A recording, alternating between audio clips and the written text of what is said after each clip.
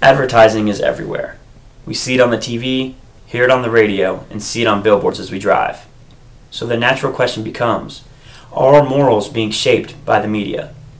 In a recent study taken at the University of South Florida, 500 students were interviewed.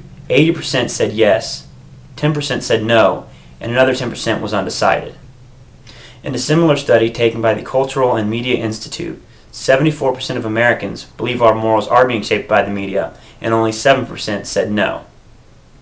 I caught up with Brittany Yebzenka, a junior at the University of South Florida, and got her view on the issue.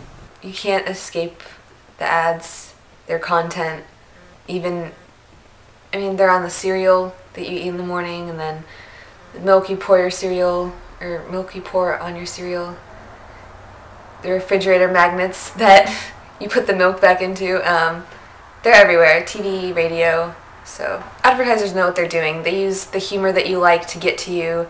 They use images that you like to slowly change how you might view something, along with just society changing as a whole affects your view. As you can see, the American public tends to believe our morals are being shaped by the media, but those in advertisement have a different standpoint. I caught up with Howard Vincent, one of the leaders in advertising at the University of South Florida, and got his issue on the story. Much of advertising is really trying to be on the forefront of what's happening culturally.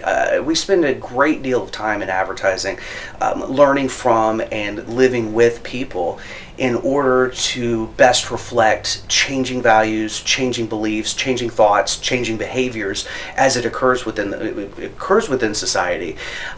So while it may sometimes appear that we're shaping culture, it typically comes from what's already starting to happen, but may for the first time be evident to others because of the fact now we are reflecting something that is taking place in an advertisement. For instance, if you go all the way back to the 1980s, Where's the Beef, for instance? While not a culturally shifting, monumental, groundbreaking advertisement or changing culture, it did instill a certain type of language. People could walk around the streets and go, "Where's the beef?"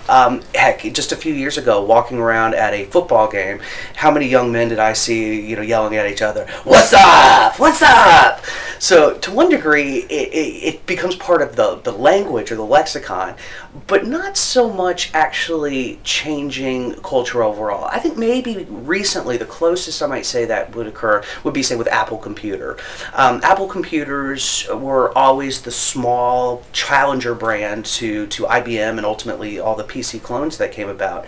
But it was Apple's intense advertising to instill the message that it's creative tools for creative minds. But usually advertising is on a smaller scale of just that kind of language, or it's the way a Mercedes-Benz symbol it just tells the world, high quality advertising business.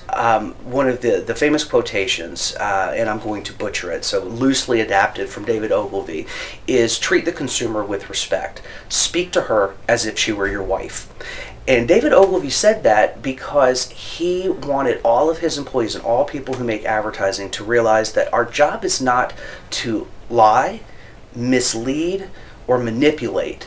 It's to merely speak about a product or a service or something that needs to be advertised in a way that informs people that there is an option and that there's wonderful benefits for why they might want to have this product or service in their life.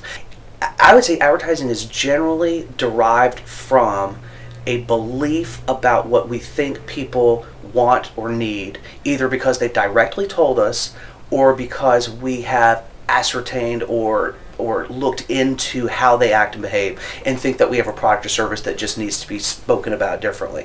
Another famous quotation that I love is that people may not always know what they want, but they know it when they see it and are willing to buy it.